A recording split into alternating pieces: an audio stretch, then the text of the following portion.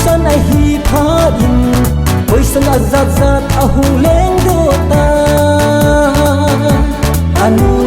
KBC नहीं KCC नहीं ECA नहीं जुदाइम नहीं इपी हो तुम हो नहीं हम AD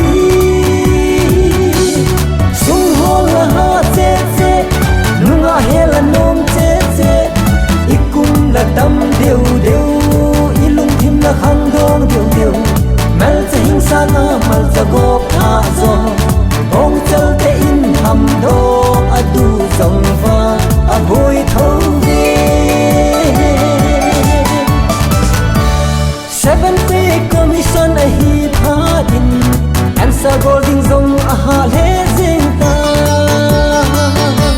anun cycle lang nahi ram lang nahi काम कोई रंग नहीं मोरे रंग नहीं कोई खूब कोई वे नहीं हम एक सुन हो लहा चे चे नुंगा हेला नोम चे चे इकुम लटम देव देव ilung thim la khang dong dew dew mel che hing sa na mal cha go pha zo ong chal te in ham dong adu zong va a boy thâu ve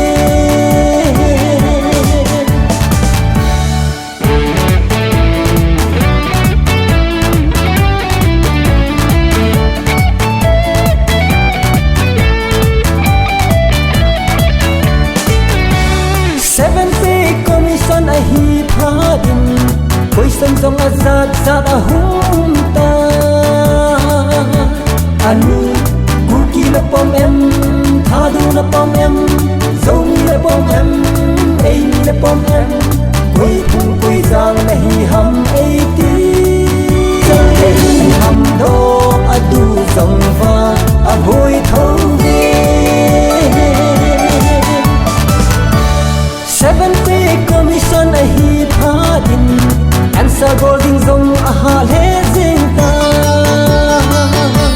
anun cycle lang nahi ram lang nahi काम कोई lang nahi more lang nahi कोई खूब कोई वे नहीं हम एक सुन हो लहा चे चे नुंगा हेला नोम चे चे इकुम लटम देव देव ilung thim la khang dong dew dew mel che hing sa na mal cha go pha zo ong chal te in ham dong adu zong va a boy thâu ve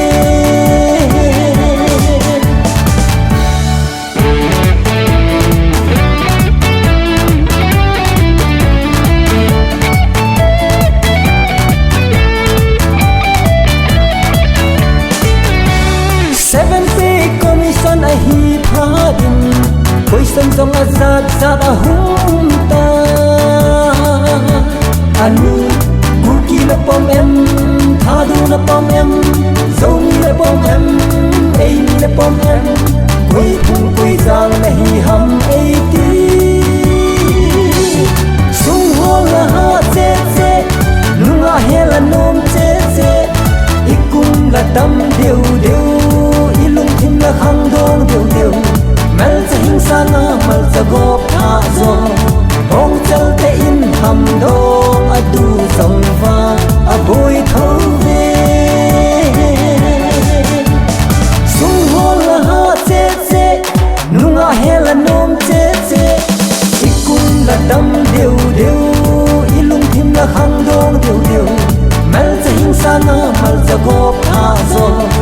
ong chal te in ham dong adu zong va